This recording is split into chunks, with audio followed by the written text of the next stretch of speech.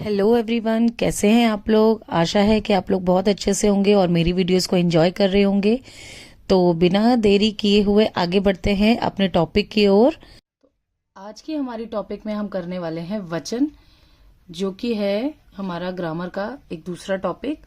वचन करते समय जब बच्चे वचन करते हैं ना, तो बहुत सारी मात्राओं की गलतियां करते हैं। तो आज की वीडियो में मैं आपको कुछ ट्रिक्स और कुछ रूल्स आपको बताऊंगी, जिससे आप जब भी वचन करें तो उन चीजों को याद रखकर आप गलतियां ना करें। तो चलिए शुरू करते हैं आज की वीडियो। तो वचन का मतलब हमारा होता है नंबर्स, बेसिकली नंबर्स। ठीक है, नंबर्स यानी एक और एक से ज्यादा, एक से ज्यादा। इसे आप अनेक भी कह सकते हैं।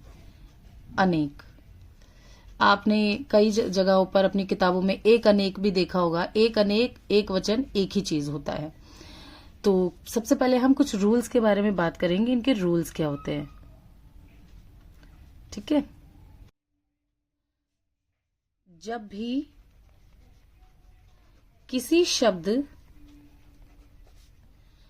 भी शब्द का अंत ई या फिर इस चिन्ह से होता है, तब बहुवचन करते समय यह इ में बदल जाता है और आखिर में या का प्रयोग होता है। कुछ जगहों पर जैसे कि आप देखेंगे, कई सारे ऐसे शब्द होते हैं जिनके पीछे कोई भी मात्रा नहीं होती है। तो जब कोई मात्रा किसी शब्द के पीछे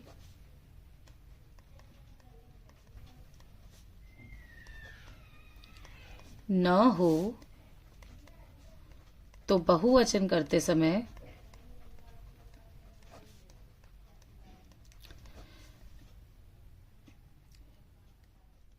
एक यानी कि ए का प्रयोग होता है। बाकी के रूल्स मैं आपको धीरे धीरे करके जैसे समझाती जाऊंगी वैसे मैं आपको बताती जाऊंगी। सबसे पहले हम ले लेते हैं, जैसे कि मैंने लिखा था पहला वाला, जब अंत में बड़ी ई आता है तो बहुवचन करते समय ई लग जाता है। पहला वर्ड में लेती हूँ आपके लिए गाड़ी। आप देखेंगे गाड़ी में सबसे आखिर में ई का प्रयोग हुआ है। तो जब मैं इसका बहुवचन करूंगी, ये लिख देते हैं हम एक वचन, और ये आ जाता है बहुवचन। तो जब मैं इस एक वचन को बहुवचन में कन्वर्ट करती हूं, तो ये हमारा हो जाएगा गा। जैसे कि मैंने बताया था, बड़ी ई बदल जाएगा ई में और यहां लग जाएगा या, गाड़ियां। ठीक है, वैसे ही साड़ी, साड़ी दोबारा से आपका बड़ी ई दिख रहा है, और जब हम इसे बहुवचन में बदलेंगे तो ये हो जाएगा साड़ियां, साड़ियां। तो इसी तरीके के बहुत सारे शब्द हैं आपके। तो अब बात करते हैं ऐसे शब्दों की जिनमें पीछे कोई मात्रा नहीं होती, जैसे किताब, किताब, ब के पीछे कोई मात्रा नहीं है, तो हम यहाँ पर क्या लगाएंगे, ए। चलिए, जब हम बहुवचन करेंगे तो हम ए लगाएंगे। कैसे लगाएंगे, देखिए, किताबें। अब यहाँ पर आप देखेंगे ए का साउंड आ रहा है, तो यहाँ हम अनुनासिक लगाएंगे। ये अनुनासिक तब भी लगता है जब हम बहुवचन के बारे में बात करते हैं। ये मैंने अपने पहले भी वीडियो में बताया हुआ है कि यहाँ पर ये जो बिंदु है ये अनुनासिक को दर्शा रहा है। अब आप कहेंगे कि मैम ये अनुनासिक चांद क्यों नहीं बनाए, क्योंकि जब भी किसी अक्षर पर मात्रा आती है तो वहां पर चांद बनाने की जगह नहीं होती, इसलिए केवल और केवल हम बिंदु का प्रयोग करते हैं। जैसे कि दाल, यहां भी देखिए कोई मात्रा नहीं है, तो यहां लिख देंगे हम दालें। अगेन नाक से आवाज आ रही है, तो यहां हम लगाएंगे अनुनासिक, क्योंकि ये बहुवचन को दर्शा रहा है। तो अब हम बात करते हैं सपोज कि मैम कई बार होता है कि बच्चे पूछते हैं मैम अगर छोटी ई आ रहा है एक वचन में तो क्या बहुवचन में वो बड़ी ई में बदलता है?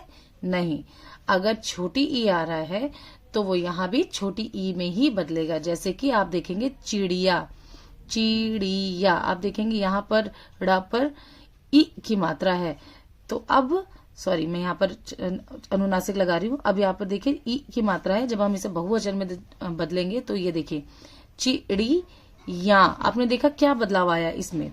ये दोनों मात्रा ही बिल्कुल सेम है, एक वचन में भी वही मात्रा है, बहुवचन में भी वही मात्रा है, लेकिन यहाँ पर और यहाँ पर चेंज आया है।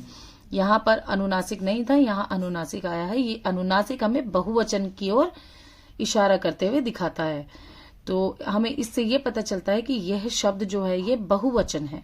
तो अनुनासिक हमें बहुवचन भी बताता है।